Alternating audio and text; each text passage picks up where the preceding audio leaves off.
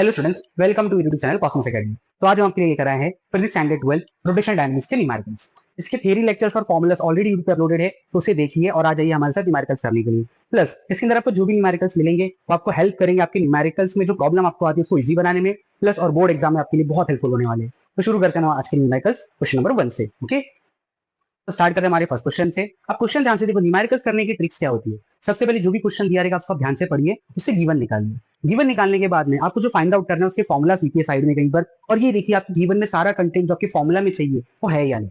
तो ध्यान से देखिए, सबसे पहले गिवन कैसे निकाला जाता है। अब क्वेश्चन क्या है, a car of mass 2000 kg rounds a curve of radius 250 metre at 90 kilometre per hour, compute its angular speed, centripetal acceleration, centripetal force. एक बार क्वेश्चन पढ़ लिया। अब ध्यान से देखिए, यहाँ पर क्या दिया है, कार का मास दिया आपको कितना, 2000 kg, तो मास मिल गया। रेडियस कितना मिला आपको, 250 metre at 90 kilometre per hour. अभी 90 किलोमीटर पर आवर क्या होता है, स्पीड होता है। तो आपको यहाँ पर तीन चीजें गिवन है, तो उसको फटाफट यहाँ पर लिख लेते हैं हम लोग। तो कार का मास इज 2000 kg। अब रेडियस कितना दिया है आपको, 250 मीटर, और जो स्पीड है जिसको आप v से रिप्रेजेंट करते हो वो दी है आपको 90 किलोमीटर पर आवर।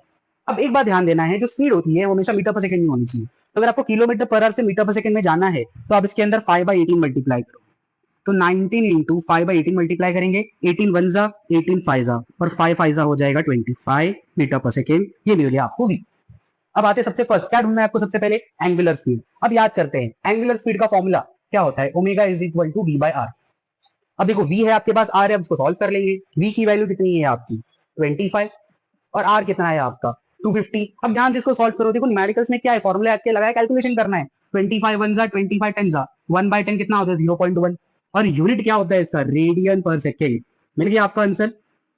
अब न्यूमेरिकल्स में होगा क्या, फॉर्मूले पे एग्जामिनर हाफ मार्क्स दे देगा, सब्स्टिट्यूशन पे हाफ मार्क्स दे देगा, और फाइनल आंसर पे हाफ मार्क्स दे देगा। अगर आप यूनिट नहीं लिखोगे तो आपको मार्क्स टोटल नहीं मिलेंगे। हो सकता है कि अगर न्यूमेरिकल छोटा हो, 3 मार्क्स से भी आता है, तो 1 marks formula, 1 marks substitution, 1 marks answer. ध्यान से नंबर आपका प्रॉपर होना चाहिए, प्लस आपकी यूनिट प्रॉपर होनी चाहिए। अब आते हैं बी वाले पार्ट पे। सेकंड में आपको क्या ढूंढने बोला गया है, सेंट्रीपिटल एक्सेलरेशन। अब सेंट्रीपिटल एक्सेलरेशन के फॉर्मूला होते हैं हमारे पास v स्क्वायर बाय आर। ऐसे आर ओमेगा स्क्वायर और वी ओमेगा भी आप कोई भी लगा दो, सब आपके पास अवेलेबल। तो v की वैल्यू कितनी मिली आपको, 25 का स्क्वायर, r कितना है 250 मीटर। अब इसको सॉल्व करने के लिए क्या करोगे, 25 को 2 बार लिख दो, इसका स्क्वायर कर दो। 25 वन जा 25 टेन जा, 5 फाइव जा 5 टू जा, तो आंसर कितना आ जाएगा इसका 2.5, और एक्सेलरेशन का यूनिट क्या होता है, मीटर पर सेकेंड स्क्वायर। मिल गया आपको। लास्ट बचता है इसके अंदर सेंट्रीपिटल एक्सेलरेशन। इसका फॉर्मूला क्या हो जाता है आपके पास, देखो mv स्क्वायर होता है, बट मैं m ही लगा रहा हूं sir, because force is equal to mass into acceleration. मुझे एक्सेलरेशन पता है, तो ये काम फिर से करने के लिए ये लगा दो फॉर्मूला। मास कितना दिया है आपको 2000, एक्सेलरेशन कितना मिला 2.5, मल्टीप्लाई करो 25 टू सा कितना होता है 50, और कितने जीरो बचे 3 डेसिमल एक नंबर के बाद। तो इसका कुछ मतलब नहीं है, और फोर्स का यूनिट क्या होता है, न्यूटन। तो ये था आपका फर्स्ट क्वेश्चन। ऐसे ही बेसिक क्वेश्चन पहले समझना है, न्यूमेरिकल को स्टेप बाय स्टेप आपको बिल्डअप करना है। ठीक है, समझा आपको फर्स्ट सम्स। अब बढ़ते हैं नेक्स्ट क्वेश्चन की तरफ।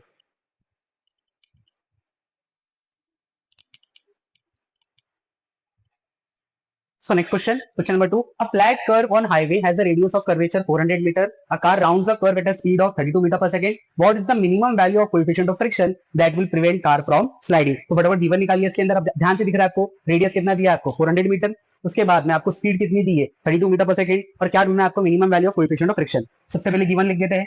तो r is 400 metre and b is 32 metre per second. अब इसके लिए फॉर्मूला हमारे पास होता है v is equal to under root mu r g. तो मुझे म्यू कैलकुलेट करना है, v पता है, r पता है, g कितना होता है 9.8। ठीक है, ये आपको गिवन सारे कांस्टेंट्स बोर्ड एग्जाम के अंदर स्टार्टिंग रेट पे लिखे रहते हैं। बीजी तो मुझे आपको याद ही होगा। पहले इसको स्क्वायर कर लो, इसको फॉर्मूला आपको क्या करना है, पहले वैल्यू पुट अप मत करो, पहले फॉर्मूला को अरेंज कर लो। तो म्यू एस का फॉर्मूला क्या बन जाएगा आपका, v square by are g. तो आपने अरेंज कर दिया। अब इसमें वैल्यू पुट अप करेंगे, तो mu s is equal to v की वैल्यू कितनी है आपकी 32 का स्क्वायर, r दिया है आपको 400, और g की वैल्यू दी है 9.8। अब एक बात ध्यान से सुनिए, कुछ कैलकुलेशन इजी होते हैं और कुछ कैलकुलेशन में आपको लॉग की जरूरत पड़ती है। लॉग के लेक्चर भी ऑलरेडी यूट्यूब पे अपलोडेड है, आपको यहाँ पर लिंक या फिर साइड में आइकॉन मिल जाएगा, तो उससे आप लॉग भी समझ सकते हो जाके। ठीक है, चलो ये क्वेश्चन मैं आपको लॉग से करके दिखाता हूँ। अब लॉग की प्रॉपर्टी इससे यूज करोगे तो किस तरह यूज होगा, ध्यान से देखो। पावर लॉग, एंटी लॉग लिखोगे, पावर लॉग के बाहर आ जाएगा 2 times of log 32, minus divide तो माइनस होता है, और ये हो जाएगा लॉग 400 प्लस मल्टीप्लाई तो प्लस होगा लॉग ऑफ 9.8। अब लॉग देखो कैसे देखना है, कैसे लिखना है आपको।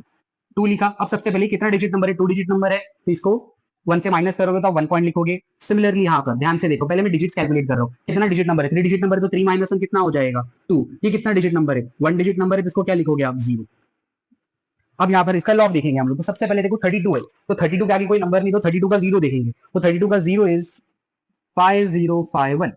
अब उसके बाद 40 का 0 देखेंगे, तो 40 का 0 होता है 6021। और 90 9.8 98 का 0 होता है यहाँ पर आपका 9912। अब करना क्या, इसको प्लस करना है, इसको मल्टीप्लाई करना है, फिर जो दोनों आंसर आएगा दोनों को सब्सट्रैक्ट कर देंगे। तो चलो मल्टीप्लाई करते हैं, 2 0 1 कैरी 1 2 5 10 1 कैरी, तो ये हो गया। अब इसको प्लस करो, 3 3 9 9 6 15 1 कैरी 3 हो गया। अब इन दोनों को सब्सट्रैक्ट करते हैं, 12 में से 3 गया 9, 9 में से 3 गया 6, फिर 10 में से 9 गया 1, 9 में से 5 गया 4। अब ये हो जाएगा 2, 2 माइनस 3 कितना आ जाएगा 1। अब लॉग में -1 नहीं लिखा जाता, 1 बार लिखेंगे। अब मुझे इसका एंटी लॉग देखना है, तो मैं एंटी लॉग पे जाऊंगा। अब एंटी लॉग कहाँ से दिखाते हैं, डेसिमल के बाद से, तो 41 का 6 बनाए तो कितना आ रहा है भाई, 41 का 6 इस 2606 में 9 मीन डिफरेंस, मतलब 5 ऐड करना है, तो इसका आंसर आ रहा है 2611।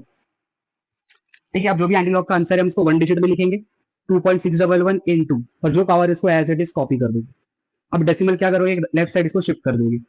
तो ये आपका था कोएफिशिएंट ऑफ स्टैटिक फ्रिक्शन की वैल्यू। इसका यूनिट नहीं होता है, यूनिटलेस होता है।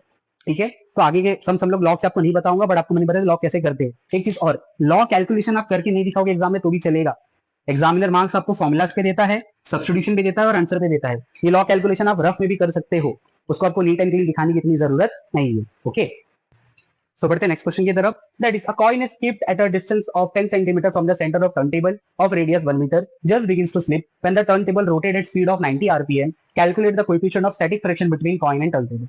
और फिर से यहाँ पर गिवन निकाल देखो, सबसे पहले क्या लिखा है, एक कॉइन है जो एक टर्न टेबल। अब यहाँ पर एक क्वेश्चन समझाने के लिए देखो, यहाँ पर मुझे डायग्राम बनाना पड़ेगा। तो लेट अस सपोज ये आपका टेबल है जिसका कॉइन घूम रहा है, ये टेबल का सेंटर है। ठीक है, अब वो कॉइन कितना दूर रखा है इससे, ये कॉइन रखा हुआ है कितना दूर रखा है इससे, 10 सेंटीमीटर दूर रखा हुआ है। और क्या बोला देखो, from the centre of turntable of radius 1 metre, मतलब ये जो टेबल है उसका जो रेडियस है, मतलब यहां से लेकर यहां तक का डिस्टेंस वो 1 मीटर है, और वो कॉइन कितना दूर रखा हुआ है उसे 10 सेंटीमीटर दूर रखा हुआ है। तो ध्यान से समझना है, just begin to slip and the turntable rotate at speed of 90 RPM. अब देखो ये स्पीड भले ही लिखा है बट वो स्पीड नहीं है, वो फ्रीक्वेंसी है। आरपीएम में अगर कभी भी चीज दी है तो फ्रीक्वेंसी होगी, इसको कन्वर्ट करना पड़ेगा। Next, calculate the coefficient of static friction between coin and turn table. ठीक है, शुरू कर दिए क्वेश्चन। अब देखो सबसे पहले गिवन निकालेंगे। अब यहाँ पर दो रेडियस है, एक आपके टर्न टेबल का रेडियस और एक जो कॉइन जब सर्कुलर मोशन करेगा ना उसका रेडियस। तो यहाँ पर मुझे किसका रेडियस चाहिए, ये जो कॉइन घूम रहा है उसका। तो जो रेडियस है मैं स्मॉल आर से रिप्रेजेंट करता हूँ, क्या हो जाएगा 10 सेंटीमीटर। इसको मीटर में कन्वर्ट करोगे तो क्या मिल जाएगा 0.1 मीटर। नेक्स्ट, इस रेडियस का कुछ काम नहीं है। एंड ये फ्रीक्वेंसी है जो कि कितनी है 90 आरपीएम।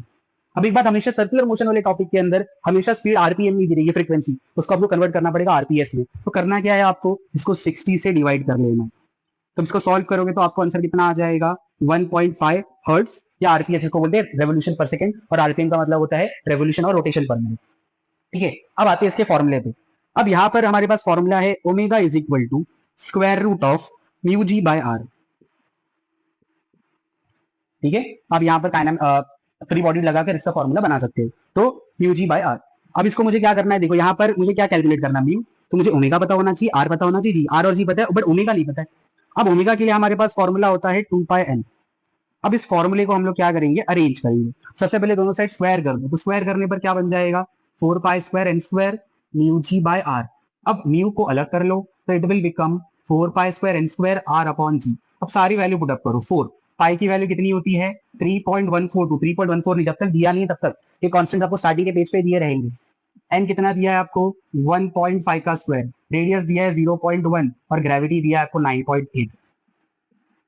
अब इसको सॉल्व करोगे तो आपको आंसर आएगा 0.907। ठीक है, लॉग कैलकुलेशन से सॉल्व करना पड़ेगा आपको इसको, तो आपको ये आंसर मिलेगा। क्लियर है? ओके, नेक्स्ट क्वेश्चन देखते हैं अपना fourth one. The frequency of revolution of a particle performing circular motion changes from 60 RPM to 180 RPM in 20 second. Calculate angular acceleration of the particle. अब यहाँ पर पहले बोल दिया फ्रीक्वेंसी दिया है, तो आपको दो फ्रीक्वेंसी दी है, एक है 60 आरपीएम की इनिशियल फ्रीक्वेंसी हो जाएगी और 180 आरपीएम हो जाएगी आपकी फाइनल फ्रीक्वेंसी, और टाइम हो जाएगा आपका 20 सेकंड। तो सारा गिवन लिखते हैं अब यहाँ पर। तो N1 हो जाएगा आपका 60 आरपीएम। अभी जस्ट मैंने आपको बताया कि आपको आरपीएम को किसमें कन्वर्ट करना है, सेकंड्स में, तो 60/60 ये कितना हो जाएगा आपका 1 हर्ट्ज। सिमिलरली जो N2 है वो कितना दिया है आपको 180 आरपीएम, इसको भी कन्वर्ट करो 60 से डिवाइड कर दो, तो ये आंसर आ जाएगा आपका 3 हर्ट्ज, और टाइम आपको कितना दिया हुआ है 20 सेकंड्स। अब आपको क्या कैलकुलेट करना है, एंगुलर एक्सेलरेशन। अब अल्फा का फॉर्मूला इसके लिए क्या हो जाएगा, omega 2 minus omega 1 by T. पर ओमेगा दिया है क्या आपको, नहीं दिया है, बट मुझे पता है कि यार हमें ओमेगा का फॉर्मूला पता है 2 पाई एन, तो 2 pi N two minus 2 pi N one divided by T. अगर मैं 2 पाई कॉमन ले लूं तो ये फॉर्मूला कुछ इस तरह दिखाई देगा, थोड़ा काम आसान हो जाएगा आपका। अब सारी वैल्यू पुटअप करो, 2 इंटू पाई की वैल्यू हो जाएगी 3.142, एन टू हो जाएगा 3 माइनस 1, यहाँ पर टाइम कितना दिया है 20। अब इसको आप सॉल्व करोगे तो आपको ओमेगा का आंसर आएगा 0.6284 रेडियन पर सेकेंड स्क्वायर। ओके,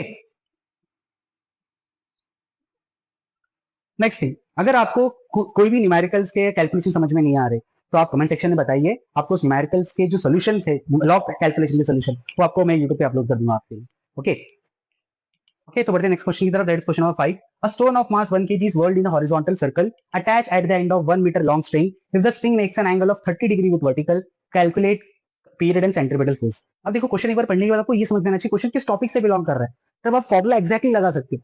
तो यहाँ पर क्या क्या गिवन है, देखो मास दिया आपको 1 kg, लेंथ आपको दिया हुआ है 1 मीटर लॉन्ग, और एंगल कितना बना है 30 डिग्री। अब स्ट्रिंग एंगल किसे बनाती है, कोनिकल पेंडुलम के अंदर, जिसका आप टाइम पीरियड निकालते हो 2 pi under root L cos theta by G से। तो सबसे पहले गिवन लिख लेते हैं यहाँ पर, मास कितना दिया है 1 kg, स्ट्रिंग की लेंथ कितनी है 1 मीटर, और थीटा कितना दिया है आपको 30 डिग्री। अब टाइम पीरियड का फॉर्मूला क्या होता है, t is equal to 2 pi under root L cos theta by G. अब सारी वैल्यू पुटअप करो, 2 इंटू पाई की value 3.142 into square root of 1 into cos 30 divided by G की वैल्यू कितनी है 9.8। अब इन सबको आप सॉल्व करोगे पूरा लॉग की हेल्प से, ठीक है, तो आपको आंसर मिलेगा 1.868 second with proper SI unit pi का। नेक्स्ट आपको क्या ढूंढना है, ये तो आपका फर्स्ट वाला था। नेक्स्ट आपको क्या ढूंढना है, सेंट्रीपिटल फोर्स। अब सेंट्रीपिटल फोर्स का फॉर्मूला बेसिक क्या होता है, m v square by r. देखो आप यहाँ पर, या फिर एक और फॉर्मूला इसका होता है एम आर ओमेगा स्क्वायर। ठीक है, अब देखो यहाँ पर दो तरीके हैं सम्स को करने के लिए। एक आप ये कर सकते हो कि एम आर ओमेगा स्क्वायर है और ओमेगा का फॉर्मूला होता है 2 पाई बाय टी, टाइम यहाँ से मिल चुका है, वो पुटअप करके ये फॉर्मूला आप इस तरह अरेंज कर सकते हो, कुछ इस तरह से आपको मिलेगा। इसको सॉल्व करने पर ये फाइनली कुछ इस तरह दिखेगा। सारी वैल्यू पुटअप करके सॉल्व करो, या फिर इसका एक डायरेक्ट फॉर्मूला मैं आपको देता हूं, that is m g tan theta. अब ये फॉर्मूला कैसे आया, वी स्क्वायर जो है आप, अगर आपको बैंकिंग ऑफ रोड याद होगा तो वी स्क्वायर होता है आरजी टेन थीटा। तो अगर आप आरजी टेन थीटा पुटअप करोगे तो आर से आर कैंसिल होकर ये मिलेगा। इसमें फर्स्ट फर्क इतना है कि आपका कैलकुलेशन बहुत छोटा हो जाएगा और जल्दी हो जाएगा। तो यहां से जब कैलकुलेट करोगे तो आपका सेंट्रीपिटल फोर्स का वैल्यू आ जाएगा 5.658 न्यूटन। तो आप दोनों तरीके से जा सकते हो, मैंने आपको दोनों बता दिए, ये थोड़ा सा लॉन्ग पड़ेगा और ये थोड़ा शॉर्ट पड़ेगा। अब बढ़ते हैं अपने नेक्स्ट क्वेश्चन की तरफ, that is question number 6। A stone is rolled in a vertical circle. अब ध्यान से सुनो, टीएफ क्वेश्चन करते हैं, यहाँ पर कौन सा सर्कल था, हॉरिजॉन्टल। यहाँ पर कौन सा सर्कल है, वर्टिकल। वर्टिकल सर्कल किसके बारे में बात करता है, BCF. At the end of a rope of length 0.5 metre, find the velocity at lowest midway and top position. साफ साफ पता चल रहा है लोवेस्ट मिडवे टॉप किसमें पढ़ा है आपने, बीसीएम में पढ़ा हुआ है। जो लेंथ है यहाँ पर वो रेडियस की तरह काम करेगी, और वी नो दैट ग्रेविटी लगने वाला है फॉर्मूले में तो 9.8 मीटर पर सेकंड बनता है। हो सकता है जी आपको अगर क्वेश्चन में 10 दिया है तब आप लिखोगे, नहीं तो 9.8 ही लेना है। चलो स्टार्ट करते हैं, सबसे पहले लोवेस्ट। लोवेस्ट पे कितना होता है आपका अंडर रूट 5 अब इसकी वैल्यू पुट 5 इंटू 0.5 इंटू 9.8, और उसके बाद में आपका जो आंसर आएगा इसका that will be 4.949 metre per second. Calculate करना है। अच्छा एक और बात, देखो यहाँ पर कैलकुलेशन करने के लिए आप कर क्या सकते हो, मैं यहाँ पर एक शॉर्टकट बताना चाहता हूँ। 5 को इससे मल्टीप्लाई करोगे 25 आएगा, फिर 25 को 98 से मल्टीप्लाई करोगे, तो उसके बाद में उसका स्क्वायर रूट देखोगे। स्क्वायर रूट कैलकुलेट कैसे करते हैं उसके भी लेक्चर आपको ऑलरेडी यूट्यूब पर मिल जाएंगे, तो आप स्क्वायर रूट भी देख सकते हो, विदाउट इस क्वेश्चन को विदाउट एनी लॉग भी कर सकते हो आप। ठीक है, नेक्स्ट मिडवे। मिडवे की स्पीड कितनी होती है भाई, अंडर रूट 3 आर जी। अब यहाँ पर पुटअप करो 3 इंटू 0.5 इंटू 9.8। अब इसको सॉल्व करोगे तो आपको आंसर मिल जाएगा 3.834 मीटर पर सेकेंड। और लास्ट आपका बचता है हाईएस्ट या टॉप पोजीशन, जिसको हम वीटी से रिप्रेजेंट कर देते हैं यहाँ पर। तो उसका फॉर्मूला हो जाता है under root r g, that is 0.5 into 9.8। जिसको सॉल्व करने पर आपको मिलेगा आंसर फाइनली इसका 2.214 मीटर पर सेकेंड। तो ये आपकी तीनों स्पीड होगी, मिड टॉप, मिडवे और ये लोएस्ट। तो फिर रिपीट कर रहा हूँ, इसका कैलकुलेशन पार्ट आप लॉग से भी कर सकते हो, जो कि आपको लॉगरिथम लेक्चर में समझ में आ जाएगा कैसे स्क्वायर वाले नंबर को सॉल्व करते हैं, उसमें सारी चीजें डिटेल में बताई गई। प्लस आप विदाउट लॉक भी कर सकते हो, उसके भी लेक्चर आपको यहाँ पर लिंक सेक्शन में ऊपर मिल जाएगा। ठीक है, तो ध्यान से सबको सम्स को करना है, इजी सम्स डाले जिससे आपका बेस अच्छा बने न्यूमेरिकल्स में। ओके ओके, तो बढ़ते अपने नेक्स्ट क्वेश्चन की तरफ। A metre gauge train is moving at 60 kilometre per hour along a curved road of radius of curvature 500 meter at a certain place. Find the elevation of outer rail above inner rail so that there is no side pressure on wheel. अब देखो topic पढ़ने के बाद समझ में आना चाहिए question कि यार टॉपिक कौन से टॉपिक से बिलोंग कर रहा है। ठीक है, अब यहाँ पर तो मुझे कुछ आइडिया नहीं मिल रहा है, बट ट्रेन की बात हो रही है, कर्व रोड है, पहले गिवन लिख लेते चलो। स्पीड कितना दिया आपको? 60 किलोमीटर पर आवर। अब मुझे पता है किलोमीटर पर आवर को मीटर पर सेकंड करने के लिए क्या करना पड़ेगा, 5/18 से मल्टीप्लाई। तो आपको यहाँ पर इसको कैलकुलेट करोगे तो कितना आंसर आ जाएगा, 50/3 मीटर पर सेकंड। 6 10 6 3 और 10 5 50 हो जाएगा। रेडियस कितना दिया है आपको, 500 मीटर। फॉर्मूला कौन सा लगेगा यार, find the elevation of outer rail above inner rail. अब एक्चुअल में ये जो टॉपिक है ना आपका, ये कर्व रोड की, बैंक रोड था ना उसका। अब बैंक रोड की अगर बात की जाए तो कुछ इस तरह से आप डायग्राम ड्रॉ करते हैं, करेक्ट है। ये आपका थीटा जो आप बैंकिंग ऑफ एंगल बोलते, एंगल ऑफ बैंकिंग बोलते हो, ये ध्यान से सुनो। अभी अगर ये सेंटर है तो ये इनर होता है और ये आउटर होता है। तो मुझे पता करना है कि आपका जो रोड है वो कितना उठा हुआ है, तो आपको एच ढूंढना है।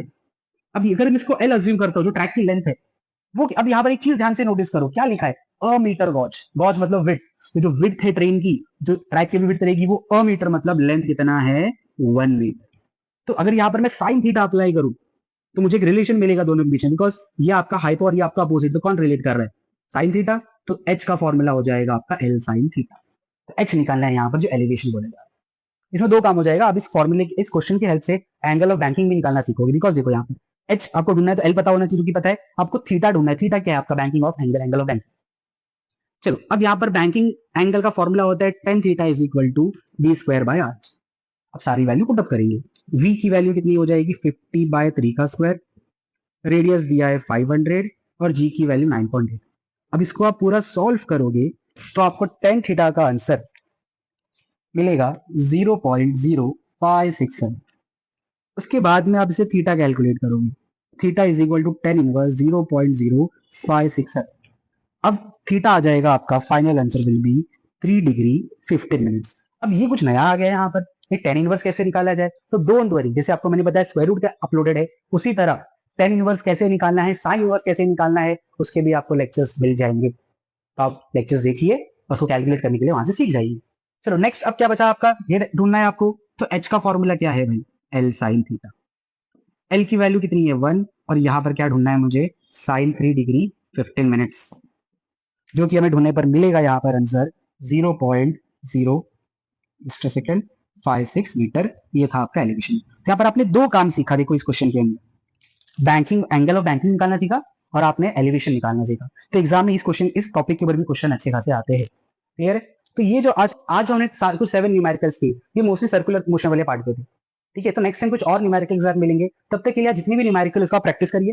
प्लस अगर आपको कोई एक्स्ट्रा न्यूमेरिकल मिल रहे हैं जिसको आपको समझ में नहीं आ रहे, तो आप कमेंट सेक्शन में हमें बता दीजिए, या फिर आपको एक यूट्यूब चैनल का लिंक मिल जाएगा डिस्क्रिप्शन के अंदर, आप उसके अंदर भी अपनी क्वेरीज डाल सकते हो और आपको उसके ऊपर भी वीडियोस मिलेंगे। और अगर calculation tan inverse x and sine theta कैसे कैलकुलेट करना सर समझ में नहीं आ रहा है, उसके भी लेक्चर्स मैंने आपको बताया यूट्यूब पे ऑलरेडी मिल जाएंगे।